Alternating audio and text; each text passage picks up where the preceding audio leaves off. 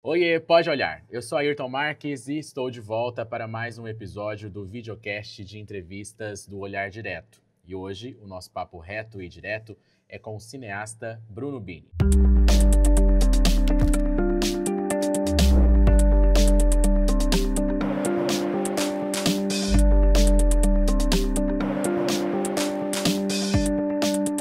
Está no ar mais uma edição do Pode Olhar. Aqui a gente recebe quem faz a diferença no cenário político, jurídico e cultural. Recebemos um nome que colocou o Mato Grosso no mapa do cinema nacional. Publicitário, roteirista, diretor e produtor executivo com mais de 20 anos de carreira no audiovisual, Bruno Bini é responsável por filmes premiados no Brasil e no exterior. Foi com Lupe que ele abriu o caminho para o cinema mato-grossense em festivais internacionais. E agora conquistou o Kikito de melhor filme em Gramado com 5 Tipos de Medo, longa que retrata a violência urbana em Cuiabá a partir de histórias que se cruzam. Vamos conversar sobre trajetória, produção periférica, política cultural, representação regional e os desafios de produzir, de fazer cinema longe dos grandes centros. E para este episódio eu conto com a ajuda novamente da minha amiga Bruna Barbosa, que escreve para o Olhar Conceito. Bruna, muito obrigado por ter aceitado novamente o nosso convite e seja bem-vinda. Obrigada, Ayrton. Bruno, né? Bruna e Bruna aqui comigo. Muito obrigado por ter aceitado o convite nessa correria também, né? Que tá pós Gramado. A gente tá aqui com o troféu. Esse é o de melhor filme, né? Então Isso. é uma honra tê-lo aqui, tê-lo com o troféu. Já dizer, dar os parabéns por todas as conquistas e tudo que está representando para Mato Grosso no geral. Muito obrigado e seja bem-vindo. Obrigado pelo convite, Ayrton. Vai ser um prazer trocar uma ideia aqui sobre tudo isso que você falou, que é muito gostoso, muito legal. E contigo, Bruna, também. Então, obrigado, gente, pelo espaço. Antes da gente começar, um recado para quem está nos assistindo. Além do YouTube, este episódio também está disponível na íntegra e em formato de áudio nas principais plataformas de podcast. É só pesquisar Pode Olhar no Spotify, no Deezer e no Apple Podcast. Bora ser um seguidor fiel do nosso videocast aqui no YouTube, então assine o nosso canal e ative o sininho para ser notificado a cada vez que o novo episódio for disponibilizado. Lembrando que isso acontece toda quinta-feira e com o episódio no ar você pode deixar a sua opinião nos comentários e compartilhar com amigos e familiares. E se você quer saber informações dos bastidores, ver como são feitas as nossas gravações, segue a gente nas redes sociais, em qualquer uma delas é só pesquisar Olhar Direto Oficial. E se você quer saber, ler todas as matérias que são postadas no nosso portal, entre na comunidade do WhatsApp, é só apontar a sua câmera do celular para o QR Code que está aparecendo aí na tela e que vai aparecer durante todo o nosso episódio. Bruno, você é publicitário, né? Então começou aí nesse mercado publicitário e depois fez a transição, começou a trabalhar também com o cinema. Em que momento da sua trajetória, da sua carreira, você decidiu que queria contar histórias mais longas, complexas e cinematográficas? Como que foi esse processo para fazer cinema também? Eu acho que, de alguma forma, o audiovisual sempre teve presente, sabe? Eu me lembro de, ainda no colégio, eu estudei no São Gonçalo, eu me lembro que a gente tinha um trabalho para fazer, eu pedi para fazer em forma de vídeo. A gente fez um vídeo, fizemos uma apresentação e eu gostava de experimentar, daquele jeito rudimentar ainda, entendeu? Com videocassete, tira a fita, dá o pause e tal, 2 videocassetes fazendo uma montagem meio mambembe, assim. Mas eu me lembro disso. Então, sempre teve no meu radar, né? Eu comecei a fazer publicidade na Federal e logo eu fui absorvido pelo mercado, estava trabalhando, estava estagiando, depois passei por todos os setores dentro de uma agência de publicidade. Pouco a pouco eu fui cada vez mais me aproximando, entendeu? Você falou certo, né? Histórias mais longas, porque a publicidade, Sim. ela Deixa de tem o ser contar a limite história. de tempo, né? Então, você tem que contar uma história em 30 segundos, 60 segundos. Mas a publicidade foi um grande laboratório para mim. Foi o lugar onde eu, pela primeira vez, pisei num set, onde eu tive contato com equipamentos, com equipes mais robustas. E, em paralelo, no curso, eu ia experimentando também. Estagiei no Festival de Cinema, que foi importantíssimo para mim, porque ele quebrou aquela noção de que o cinema era algo muito distante, entendeu? Daqui, né, da gente. Foi no Festival de Cinema aqui que eu, sabe, consolidei a ideia de que o cinema poderia ser uma atividade, sabe, que eu poderia ter para minha Isso em que vida. ano, mais ou menos? Afe Maria.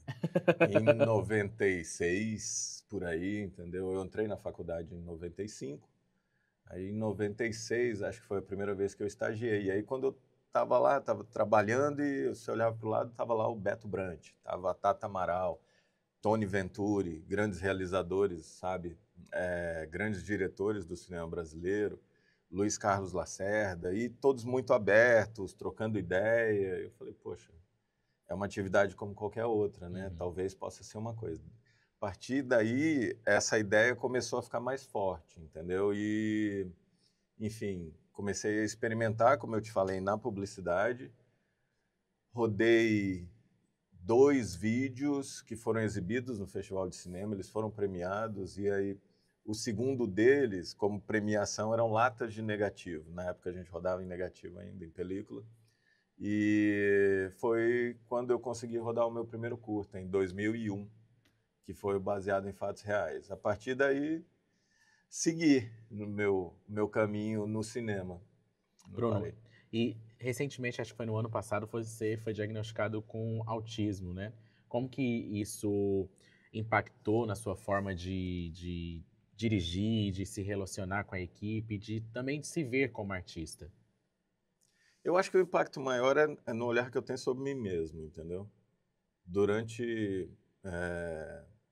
um bom tempo, eh, eu, eu, eu olhava algumas questões que eu tinha e olhava como incapacidade, como uma inabilidade. E isso aumentava a pressão, aumentava, sabe, o julgamento que eu fazia sobre a minha forma de performar, sobre a minha forma de interagir com as pessoas.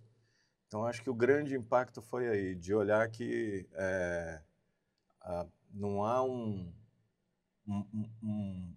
problema, vamos dizer assim, há dificuldades e tal, mas Algo que te é uma impeça, forma, né, de fazer. é uma forma diferente de olhar, entendeu? O seu entorno, o mundo ao seu redor, e é uma forma diferente de interagir. Então, eu ainda estou no processo, sabe, de, de me adaptar, de encontrar o conforto no meio desse sabe, dessa ideia, dessa constatação e desse processo de autoconhecimento. Então,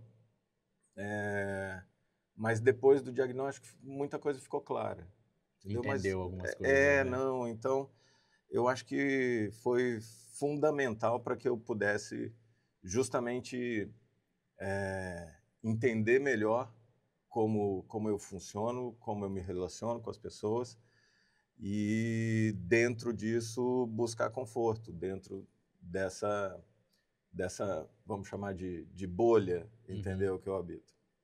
Bruno, e muitas pessoas dizem, o senso comum, às vezes, a gente, quando vai pensar na produção audiovisual, a gente tem essa ideia de que Mato Grosso é um lugar quase que impossível de produzir cinema, e produzir um cinema de qualidade e competitivo também com outras regiões, né?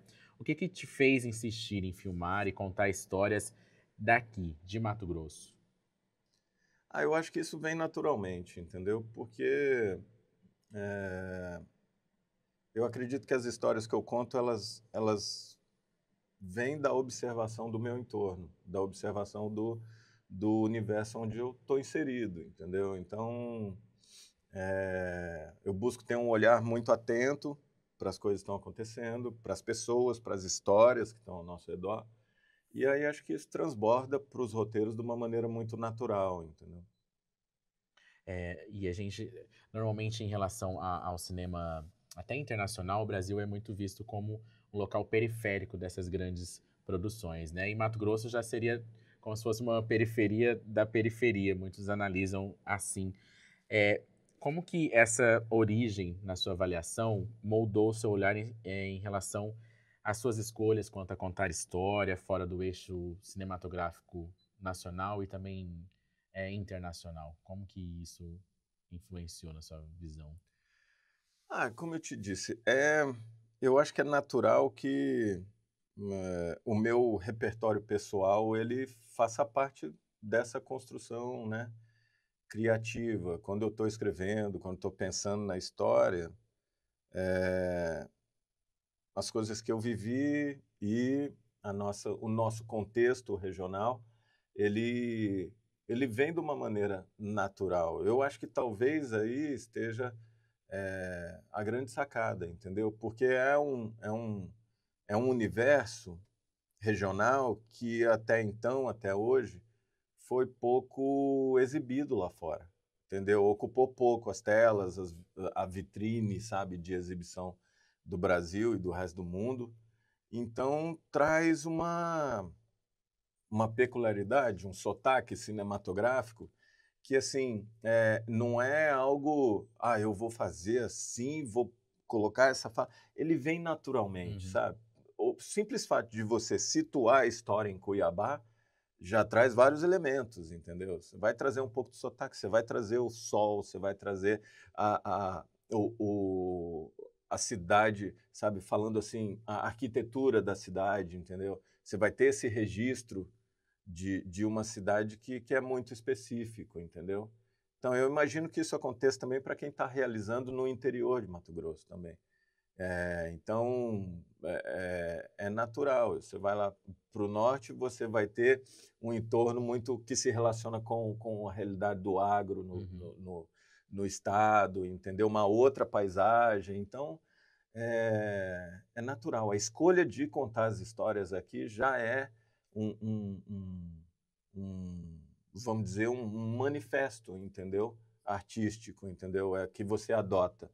Então, acho que é de uma maneira muito natural. Uma coisa acaba levando a outra, Uhum. entendeu?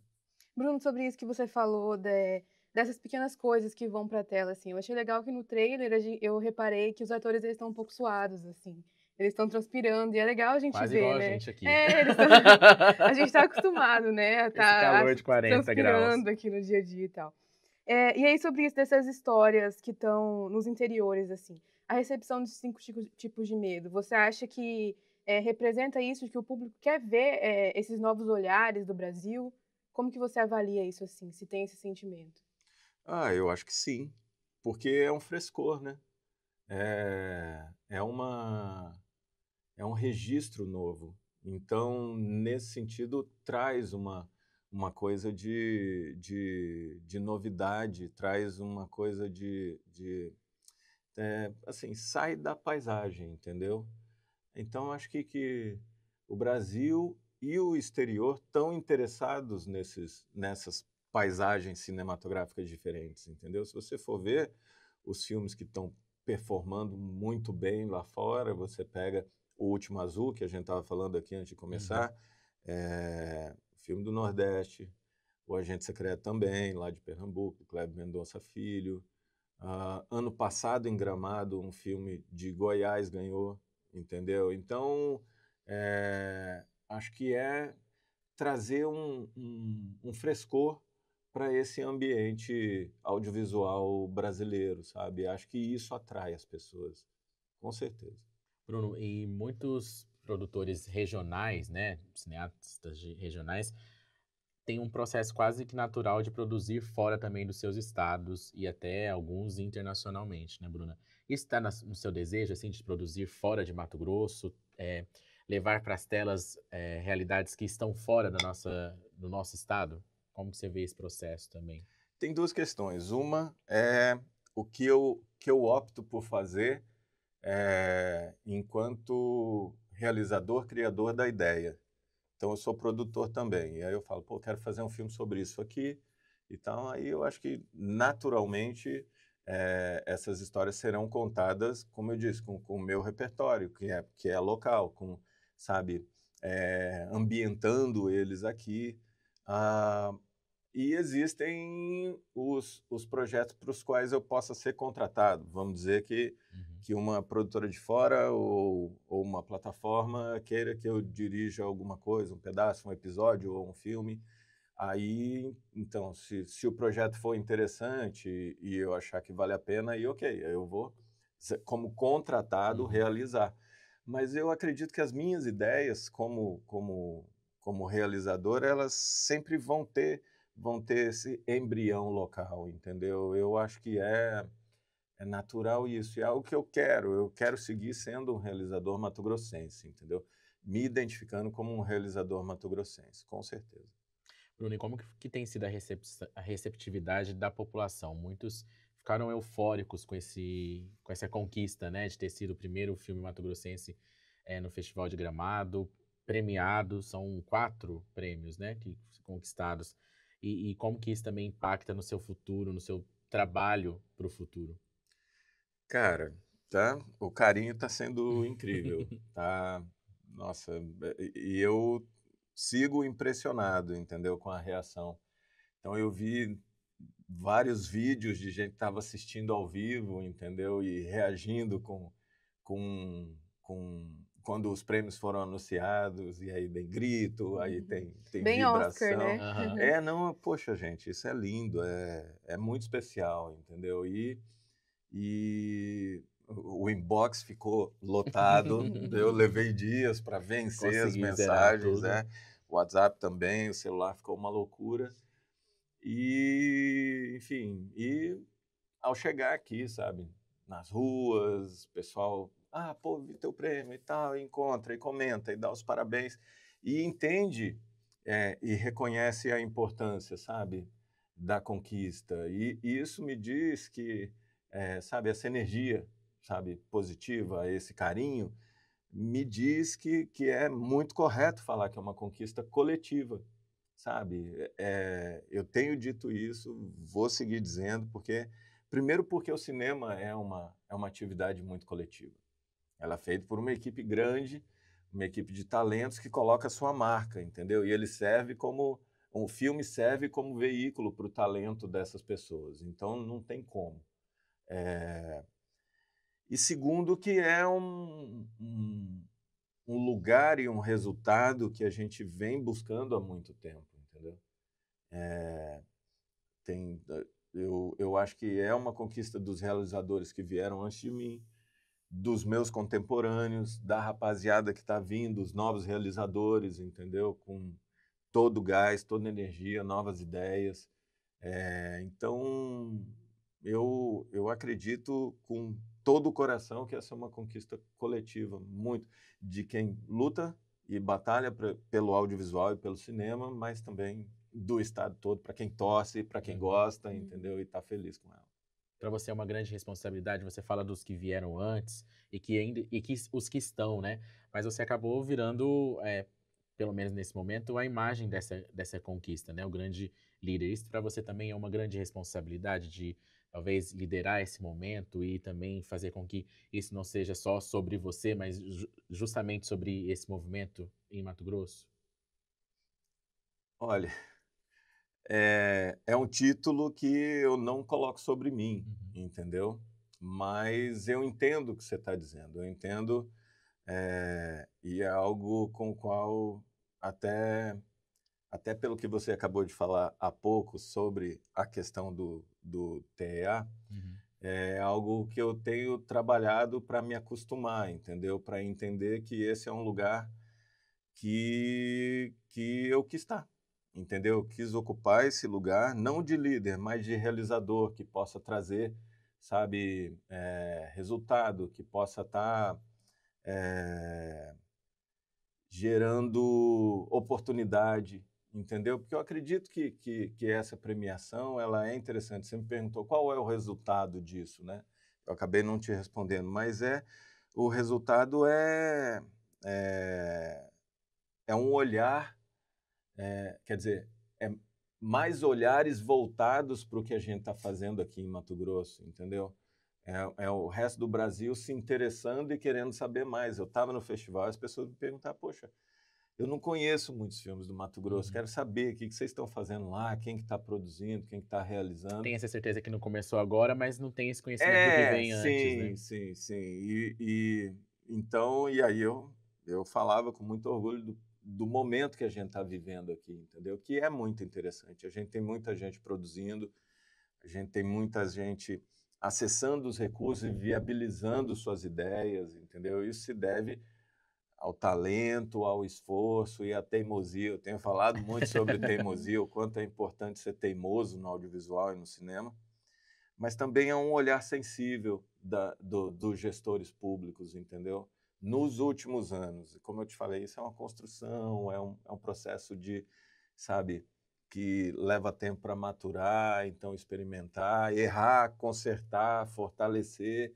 Então, a gente está hoje num, num contexto, sabe, onde a gente consegue enxergar que existe um apoio estabelecido, um suporte estabelecido, um mecanismo de fomento, entendeu?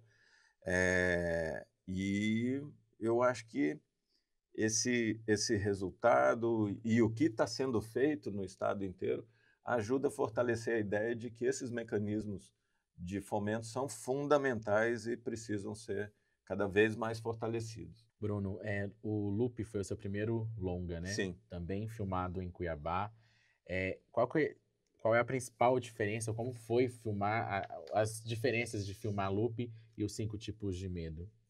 Eles são filmes completamente diversos, né? O Loop, ele é um filme de ficção científica, Uhum. para começo de conversa, bastante realista, mas é um filme de ficção científica. Ele tem uma outra pegada, ele é mais pop, vamos dizer assim, e ele olha para um drama particular, entendeu? Do protagonista e da relação dele, sabe?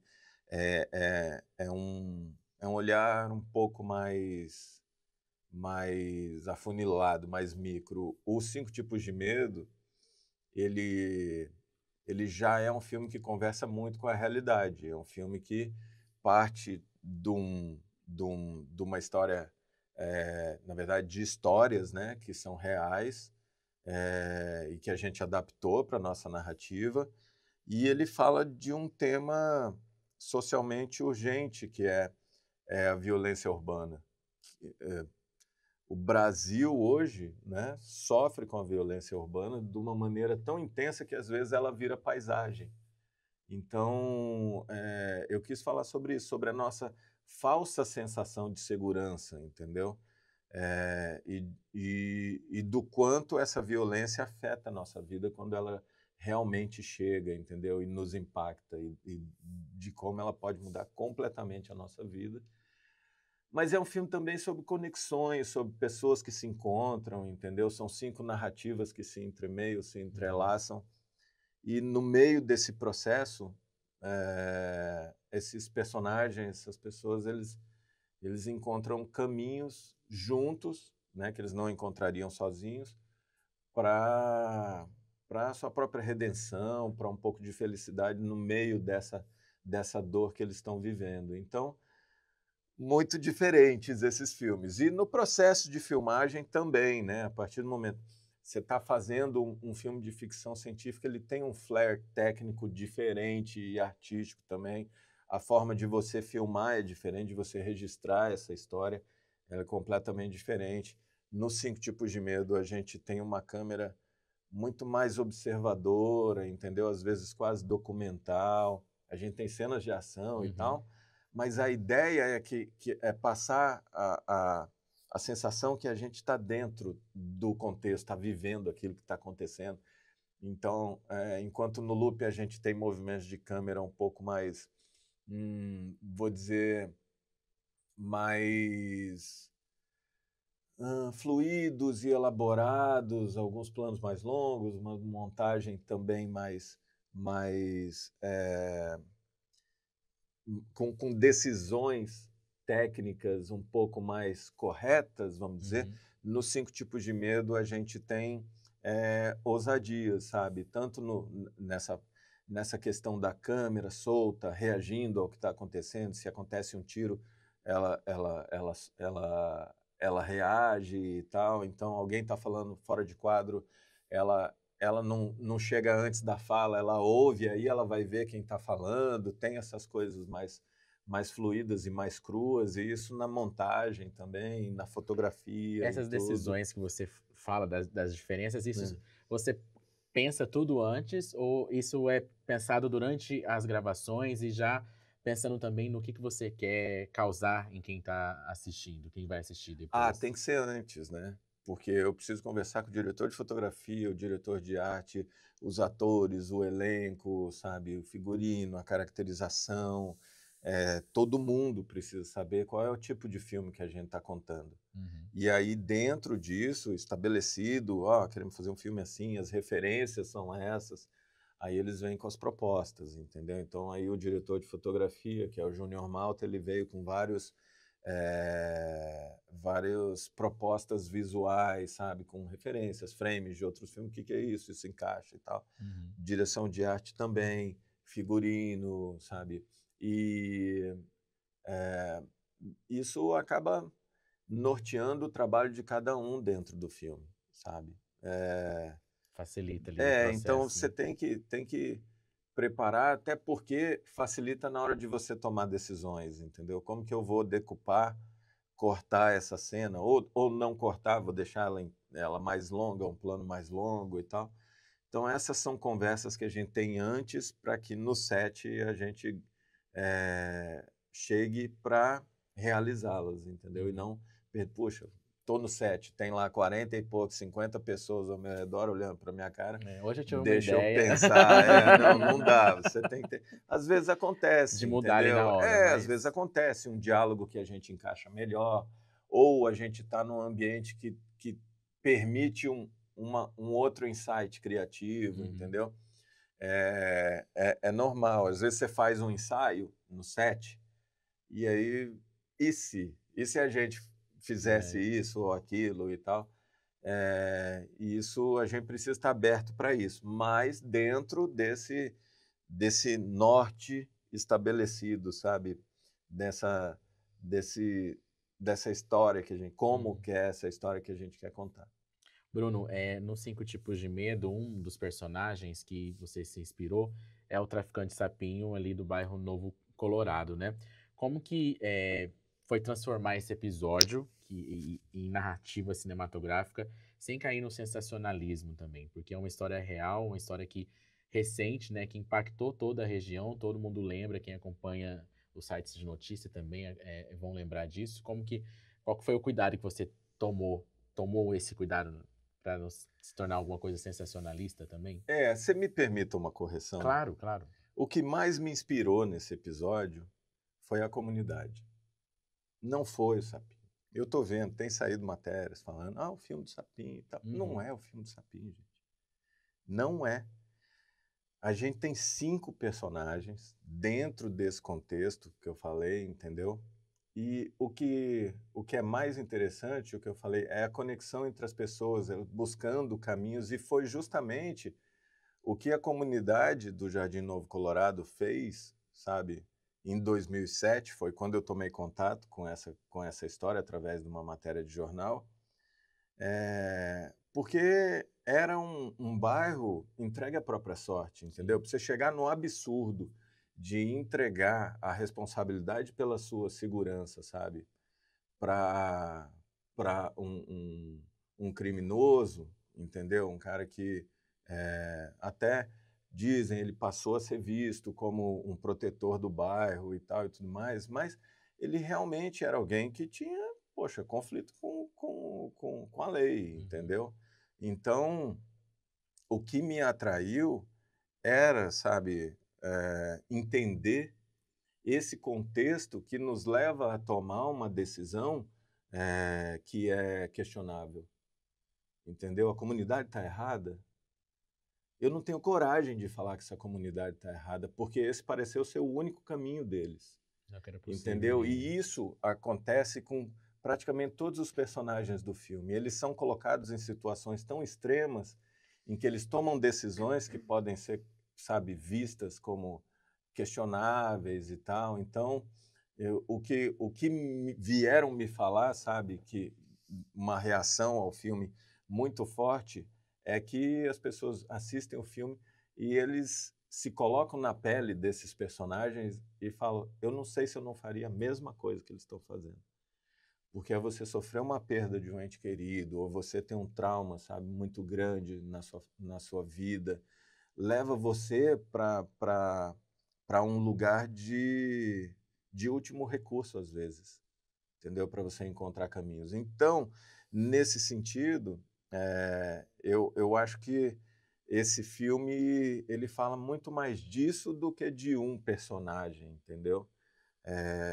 E foi inspirado na matéria de jornal, também com uma abordagem muito voltada para a comunidade. A Aline Chagas Portela escreveu essa matéria e o que me chamou a atenção foi isso. Então, é óbvio que o fato de ter um personagem que se inspira em uma figura real da nossa história recente chama atenção e tal, e eu tenho visto as pessoas se referirem ao filme dessa forma, isso, né? mas não é. E quando as pessoas assistirem o filme, elas vão ver, entendeu? Elas vão entender do que a gente está falando, que é um olhar muito mais coletivo, é um olhar voltado, sabe, para a comunidade e para a nossa sociedade como um todo. E que gera justamente esse questionamento sobre a falha do Estado nessas comunidades, seria basicamente isso? Sim, com certeza, com certeza. Foi quando eu li a matéria, em 2007, eu falei, cara, eles estão se reunindo para tirar um criminoso da cadeia, porque ele garante a segurança. Faliu. O Estado não funciona aqui, entendeu? Então, E que a gente às vezes acha que isso acontece só nos grandes centros, no Rio de Janeiro, em São Paulo, né? Isso é muito próximo da gente, né? Não, a gente tem, na verdade, a vida é um pouco disso, né? De repetição de ciclos e padrões, entendeu? Mas a verdade é que a gente vive sob a gerência e a administração de uma estrutura política, entendeu? Que tem suas atribuições, suas obrigações com a população, com a gente, entendeu? Quando isso não acontece, é possível chegar em lugares, sabe, como esse, sabe, de abandono e de ações questionáveis resultado da falta de opção. Hoje, a situação lá é outra, entendeu? Ainda bem. Ainda bem, fico feliz de enxergar que houve uma evolução, fico feliz de enxergar que houve uma melhora. Mas a gente ainda vem passando por momentos e situações que ecoam esse tipo de situação, entendeu? E no filme tem também um pouco disso, vou te dar um exemplo. A gente começou a pensar o filme alguns anos atrás. Antes de rodar o filme, a gente passou por uma pandemia, que também atrasou, sabe, a data de filmagens, atrasou a nossa captação de recursos para integralizar o orçamento e tal. Mas a pandemia não apenas atrasou e suspendeu e, sabe, paralisou o país e o mundo, mas aqui no Brasil a gente viveu a pandemia de uma maneira muito cruel. A gente viveu a pandemia aqui no Brasil quase abandonados, entendeu? Então, a gente passa por isso dentro do filme também, de uma forma mais sutil, são sequências mais rápidas, no contexto de um dos personagens, entendeu? Mas essas duas situações conversam, entendeu? A situação da comunidade do Novo Colorado, sabe? Quando isso aconteceu, e uma situação do nosso país, entendeu? Então, é importante que a gente saiba que essa coisa, que a gente olhe para isso e entenda, né, como esses ciclos e padrões eles podem se repetir, ainda que um pouco diferentes e tal. Mas são reflexões que o filme traz, sabe? O filme não traz respostas, mas ele busca colocar o espectador para pensar. E eu acho que isso é o mais importante. Bruno, Longa essa resposta. sobre o elenco. A Bela Campos, o Xamã, o João Vitor Silva, a Bárbara Collin, eles vieram gravar aqui, né, aqui em Cuiabá. Como que foi esse processo de escolha e preparação desses atores e qual que é a importância dessa troca, né? Porque tem atores daqui também no filme. Qual que é para eles assim e para o cinema rolar essa troca de atores que estão trabalhando fora e a galera que está aqui fazendo na cidade? Cara, eu tive muita ajuda nesse processo de seleção de elenco. A gente contratou um produtor de elenco, o Alonso Zerbinato. A gente revirou as agências de talentos do Brasil, ele trouxe várias opções, a gente, pô, isso aqui funciona e tal, e fomos conversando, entendeu? E no meio disso eu encontrei muita gente que eu já admirava, entendeu?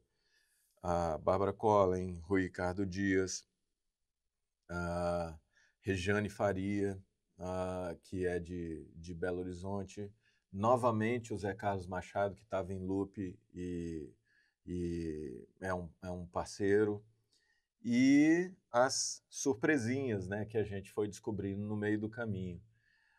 O João Vitor Silva não chega a ser uma surpresa, porque eu já conhecia o trabalho dele em Puros, que é incrível, principalmente, entendeu? É um dos grandes atores da nova geração do Brasil.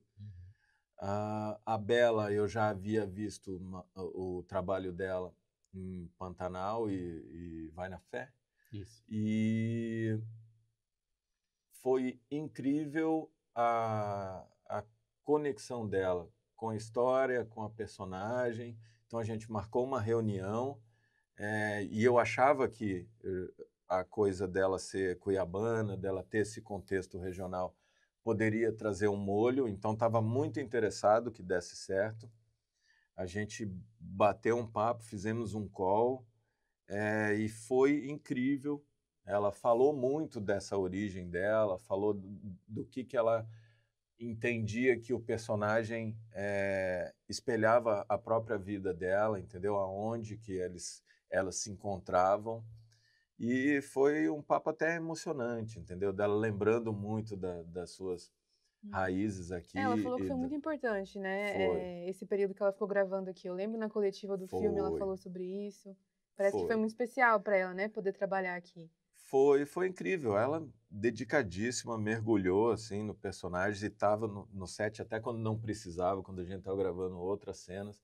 Ela estava lá, estava vivendo o filme de uma maneira muito, sabe, forte, ampla mesmo. Foi incrível. E eu acho que o resultado tá, olha, eu vou falar, especial. O que a gente está vendo na tela que ela conseguiu construir, muito legal. E a outra surpresinha também, o Xamã, que foi uma sugestão do Alonso. E a gente recebeu um primeiro teste dele, eu falei, poxa, tem coisa boa aí. E aí batemos um papo, e aí eu pedi algumas coisas mais específicas, entendeu? Que eu sabia que seriam importantes. E ele fez um segundo teste que veio incrível. Eu falei, encontramos o nosso cara. Ele já tinha feito o Renascer nesse período? Não. Ainda não, né? Não, ele tinha feito, acho que o Maníaco do Parque, que era para o streaming, mas ele não tinha feito cinema ainda.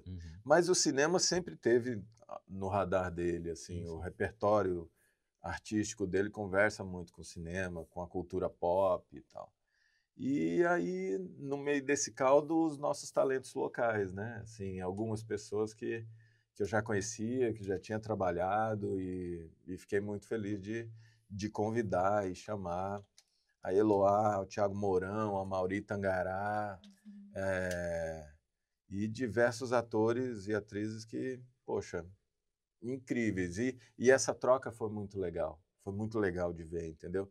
Uma generosidade muito forte dos dois lados, sabe? Uma troca mesmo. Eu adorei ver, por exemplo, o Jonathan Hoggensen trocando ideia com a Mauri. Eles têm uma sequência no filme de interação. E o Jonathan é um grande parceiro meu também. Já admirava ele desde Cidade de Deus. Fizemos 4 filmes juntos. Esse é o 4, né? E foi incrível ver os dois trabalhando, entendeu? De realidades completamente diferentes. O Jonathan trazendo, sabe, o contexto dele carioca, do Rio de Janeiro, o Amaury já aqui, né, do Brasil profundo e do teatro. E, poxa, incrível, esses encontros são especiais. Ainda sobre essa troca, na parte técnica do filme, fotografia, montagem, figurino, tiveram profissionais aqui de dentro do estado e de fora, né? O quanto o cinema mato-grossense já tem de mão de obra própria para esses setores assim técnicos do cinema e o quanto a gente ainda depende do eixo Rio-São Paulo? Tem bastante. Eu acho que hoje a gente consegue, sabe, rodar um filme integralmente aqui, sabe, com material humano, com profissionais e artistas e técnicos daqui.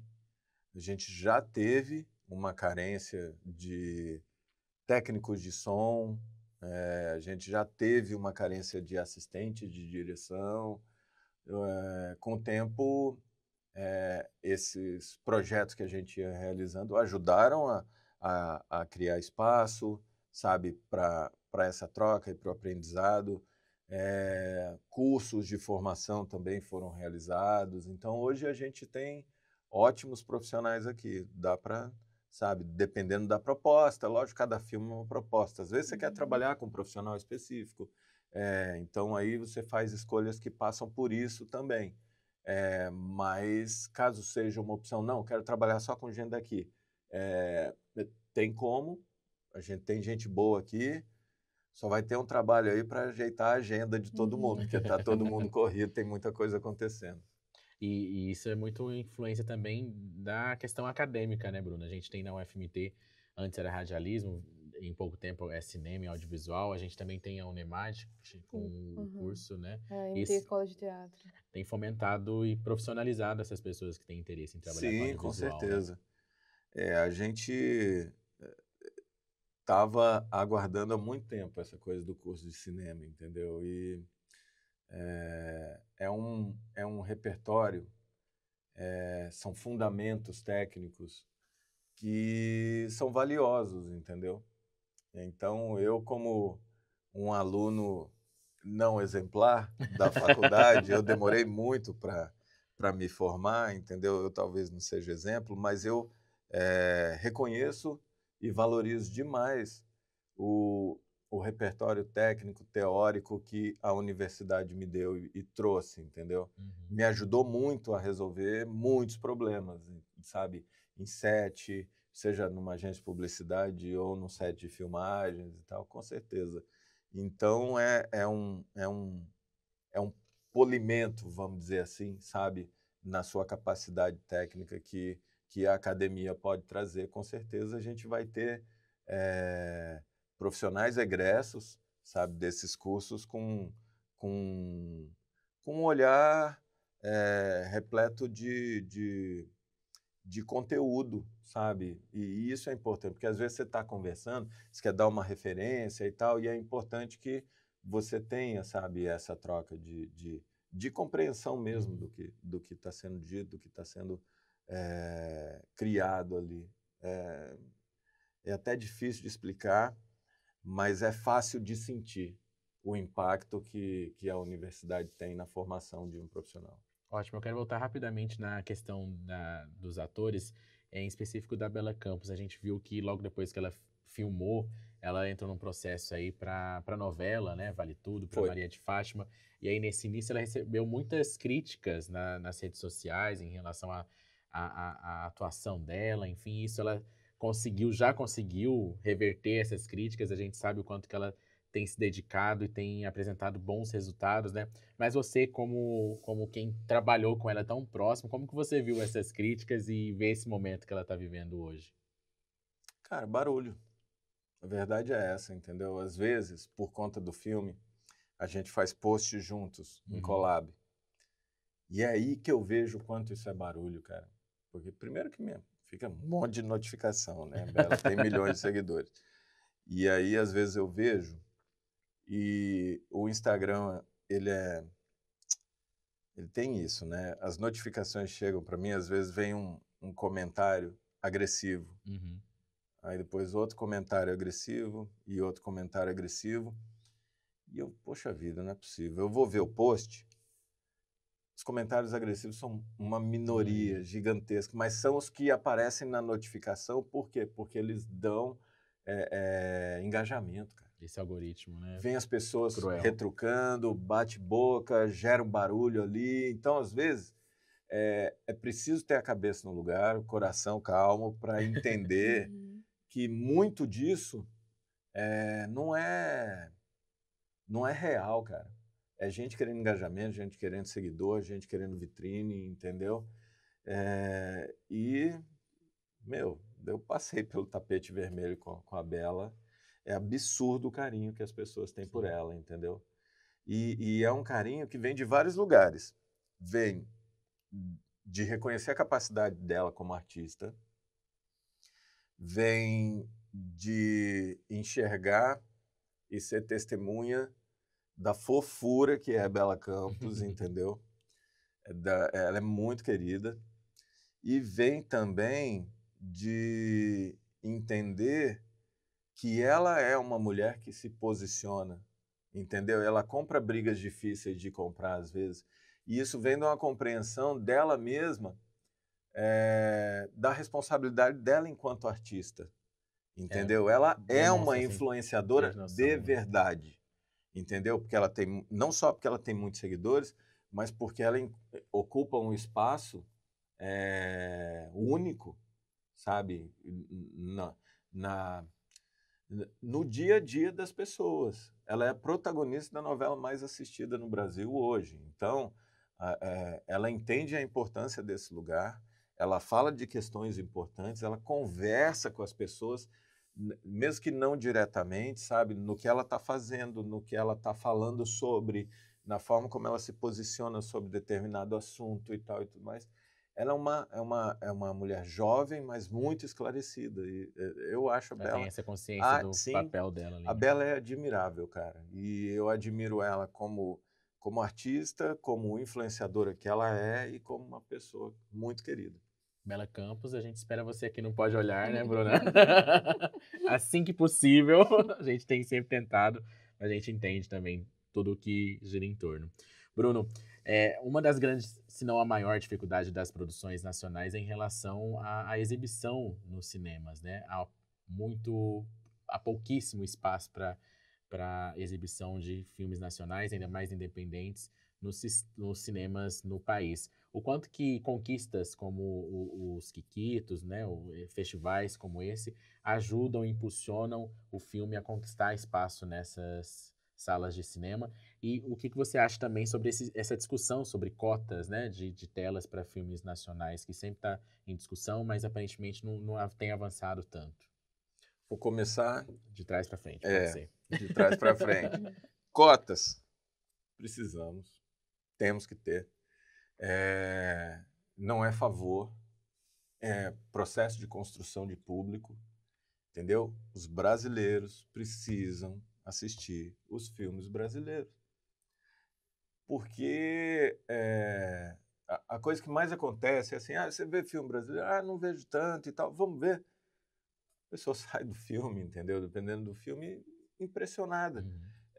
E feliz, porque está se vendo no cinema, entendeu?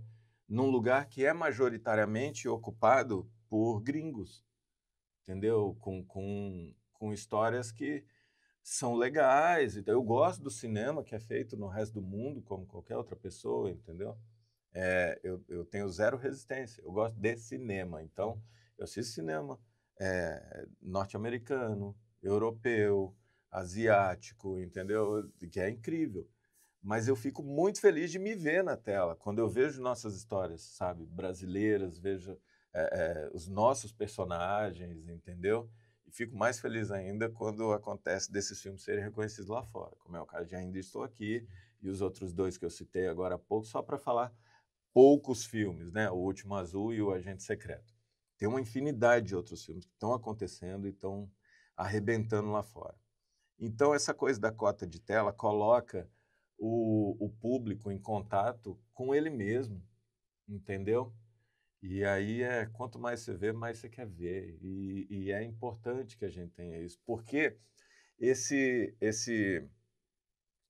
embate comercial, ele é injusto, ele é muito injusto com os filmes brasileiros.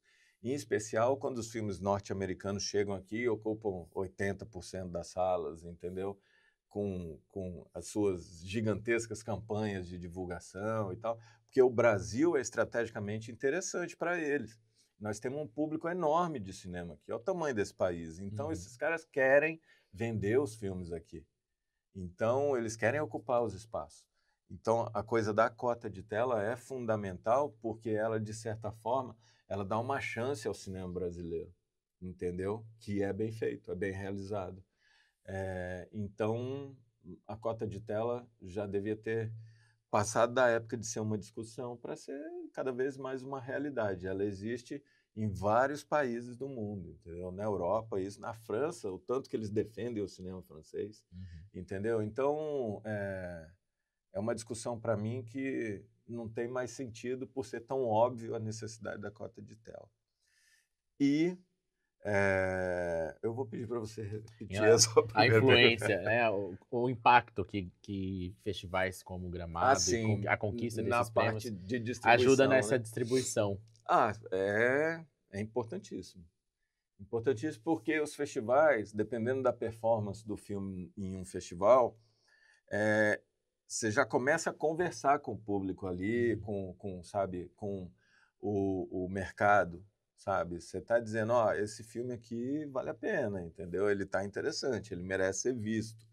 Então, aquela coisa da laureazinha, sabe, do festival, que é colocado nos cartazes, aquilo é estrategicamente importante, é fundamental, porque é um selo de qualidade, sabe, que o festival está dando para o filme.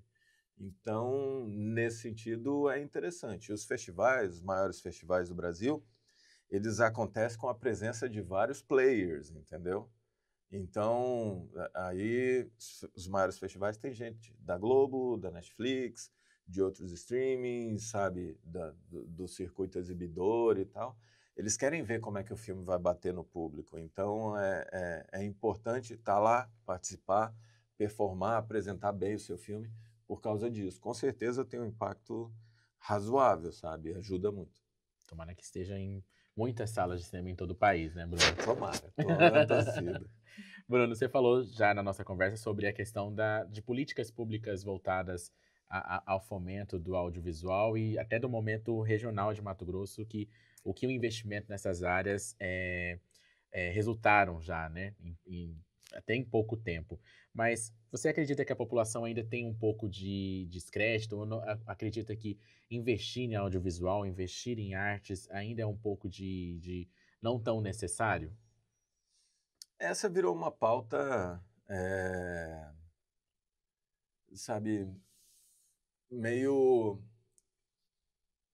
se tornou uma pauta protagonista, assim, nas discussões antagônicas políticas aqui no Brasil, né? Uma das, né?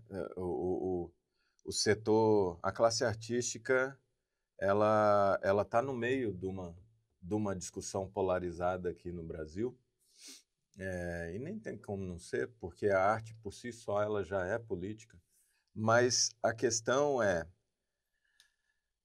as pessoas falam sobre isso, mas de alguma forma os críticos dos investimentos à cultura no Brasil, eles se afastam da própria realidade, entendeu? Porque são consumidores, sabe? E às vezes consumidores ávidos de produtos culturais. Estão na frente da TV, estão na frente do streaming, sabe? Assistindo séries, assistindo filmes, estão ouvindo as músicas, sabe? Estão lendo livros, espero que sim, tá? Deviam. Mas se discutir e debater se vale a pena investir em política, para mim é um exercício de futilidade, entendeu? Porque a resposta é muito óbvia. Não é que vale a pena, é fundamental, entendeu? Para nós, enquanto cidadãos, enquanto ser humano, sabe? A arte está tão presente na nossa vida, é tão difícil dissociar a arte e a cultura do nosso próprio dia a dia, que essa, para mim, é uma discussão, como eu te disse, sem sentido. A gente precisa cada vez mais fortalecer esses mecanismos, na verdade. E, aproveitando o gancho, tem gente que fala, Ah, poxa, fez o filme, pô, podia estar investindo em saúde, podia estar investindo em educação. É também um argumento muito que contém muita desinformação, entendeu? Para não dizer, às vezes ele é maldoso, Uhum. mas geralmente ele conversa com a desinformação. Porque quando você vai pegar, por exemplo, a enorme maioria dos filmes produzidos no Brasil tem recursos oriundos do Fundo Setorial do Audiovisual, que é gerido pela Ancine. Esse fundo ele é composto majoritariamente por um imposto que quem paga é o setor do audiovisual. Ele não vem da saúde, não vem da educação, não vem da infraestrutura, não vem de nenhum Não tem outro nenhum lugar. postinho que vai ser fechado para Não investir tem, nisso, né? não tem impacto zero, entendeu? Se eu mando um comercial para a TV, dependendo do número de habitantes da praça, eu tenho que pagar o Condecine. O cara, para colocar o filme no cinema, paga o Condecine. O streaming paga o Condecine, entendeu? Ou deveria pagar. Estamos numa Nessa discussão discussão, grande, né? né, da regulamentação do VOD. Então, todos os agentes do segmento audiovisual no Brasil, eles pagam o Condecine. E eu, quando o filme, como produtor, quando o filme for para o cinema, o resultado de bilheteria eu tenho que pegar uma parte desse resultado e devolver para o Fundo Setorial do Audiovisual. Uhum. Então, aí, com esses condecines que são pagos, com os filmes que têm resultado de bilheteria ou de venda, seja no Brasil ou no exterior, e devolvem esse recurso para o Fundo Setorial, eles formam esse bolo, que é o fundo, que vai gerar novos filmes. Esses novos filmes vão gerar novos resultados, vão devolver mais recursos de resultado para o fundo, vai pagar o Condecine também. Então, fica um setor que se retroalimenta, entendeu?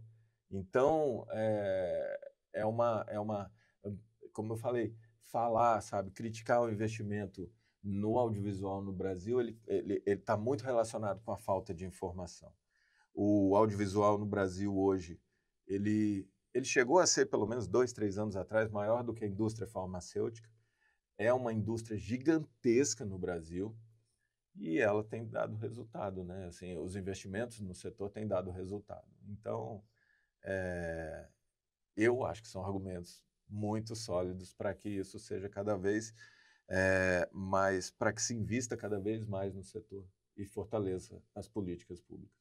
Você falou da questão dos streamings, né? Há uma discussão de investimento, de garantia de que pelo menos 12% da receita dessas empresas sejam revertidos, sejam investidos em produções brasileiras. Você defende essa, digamos, cota, e o que isso pode resultar de positivo para o setor, na sua visão? O impacto vai ser gigantesco. Os streamings ganham muito dinheiro aqui no Brasil, entendeu? Nós somos um dos maiores mercados, entendeu? Uhum. De streaming no mundo. Então, você tem os Estados Unidos, tem na Ásia tem também, acho que é Coreia, China e tal, mas o Brasil às vezes aparece como primeiro ou segundo mercado consumidor. Então, vocês imaginam o tanto de dinheiro que a população brasileira, o consumidor de streaming, não dá para essas empresas. Então, o que está sendo buscado aqui é um parâmetro que conversa até com o que já existe em outros países, entendeu? Que é justamente esses 12%. Essa é a grande luta. Uhum. E aí, tendo isso, o impacto no setor vai ser gigantesco. A gente vai ter mais acesso a recursos, mais filmes sendo realizados e produzidos, entendeu? E eu não vejo como isso pode ser ruim, muito pelo contrário. É maravilhoso. Estamos buscando isso. Bruno, o Quinta de Gramado foi um divisor de águas, assim, né, para o cinema mato-grossense. Muita gente falando disso e tal. Você acha que dá para dizer que agora existe um antes e depois, assim, dessa conquista para o cinema daqui? Eu acho que não, porque as coisas não acontecem assim, né? Tem aquela coisa, pô, aconteceu de repente, pô, o cara estourou, mas tem uma construção, né? Eu acho que olhando de fora, talvez, entendeu? Mas eu não me sinto à vontade por isso, por saber o tanto de esforço, entendeu? Por exemplo, os 5 tipos de medo, o primeiro edital no qual ele foi inscrito foi 10 anos atrás, 2015. Foi um edital de desenvolvimento de roteiro. E aí a gente teve uma consultoria para ajudar com o desenvolvimento do roteiro, que foi fundamental. Aí depois, em 2017, um edital já voltado para a produção e depois outros editais vieram acontecendo. Pandemia no meio, paralisação da Ancine também, retomada e tal. Então, entendendo, sabe, como esses processos se dão, eu tenho uma dificuldade de falar entre antes e depois. Eu considero importante, tá? Eu reconheço a importância, mas eu acho que essa é uma construção perene, é uma construção que, sabe, até porque a gente não está satisfeito com isso, entendeu? É uma grande conquista, eu estou muito feliz com ela, mas a gente quer ir além, a gente quer estar mais possível, presente, né? a gente quer ir a Gramado mais vezes, sabe? Queremos estar no Festival de Brasília, no Festival do Rio, na Mostra de São Paulo, queremos estar mostrando os nossos filmes, sendo premiados ou não, entendeu? Mas ampliando a nossa conversa com o resto do mercado e do público brasileiro. Então, a gente quer cada vez mais tá com o cinema mato-grossense presente, sabe? No resto do Brasil e no exterior também. Então, eu não diria antes e depois. Reconheço a importância, mas não diria antes e depois. Bruno, além do cinema e da publicidade, você também é um nome forte nas campanhas eleitoralmente, né? Você participou e conduziu aí campanhas vitoriosas, como do governador Mauro Mendes, tem aí na carreira também Blairo Maggi, Wellington Fagundes. Como que é trabalhar nesses dois campos, né? Na questão eleitoral, na questão do marketing eleitoral e também na produção de cinema? O que uma coisa ajuda a outra? Eu acho que o ponto em comum entre o cinema e a publicidade, eu vou trazer a campanha política para o guarda-chuva do marketing e da publicidade, e aí da comunicação, né, como um todo, é que eu vejo isso, as duas coisas, como uma conversa com o público, entendeu? Então, na medida que eu estou fazendo um roteiro para cinema ou pensando, sabe, o que nós vamos fazer numa campanha política e tal, eu estou entendendo que eu tenho um interlocutor importantíssimo no meio disso tudo. No cinema é o público, nas campanhas eleitorais é o eleitor. Então, acho que esse é o ponto em comum, entendeu? E, dito isso, os processos são completamente diferentes, né? Então, a gente tem nas campanhas políticas a possibilidade de estar mensurando quase que diariamente as ações que a gente está fazendo, sabe? A gente tem pesquisas acompanhando e objetivos muito, muito específicos. Mas é uma área que eu gosto e que eu julgo importantíssima, porque o trabalho que a gente está fazendo ali, essa conversa, como eu disse, ele tem um impacto muito grande na sociedade na qual a gente está inserido aqui, entendeu? Então, o resultado de uma eleição muda a vida das pessoas, sabe? Às vezes, muito rapidamente, entendeu? O cinema tem o poder de dialogar com a sociedade, tem o poder de criar discussões que podem gerar impactos na nossa sociedade, entendeu? Mas a campanha política faz isso de uma maneira muito mais intensa, ou mais rápida, vamos dizer assim. Eu acho que esses são os pontos em comum, entendeu? É uma conversa e há um impacto no contexto social. Então, E em campanhas você tem dificuldade, às vezes, de até trabalhar para pessoas que você talvez não concorde com seus ideais, ou que você não tem uma dificuldade até de transformar essas ideias desses políticos em algo que vai ser comunicado com o eleitor? Como que você eu nunca tem passei por lidado com isso. isso? Lida com isso? As campanhas que eu escolhi fazer, na época que eu escolhi fazer, foi para projetos políticos em que eu acreditava e que eu acho que seriam bons, entendeu? Então,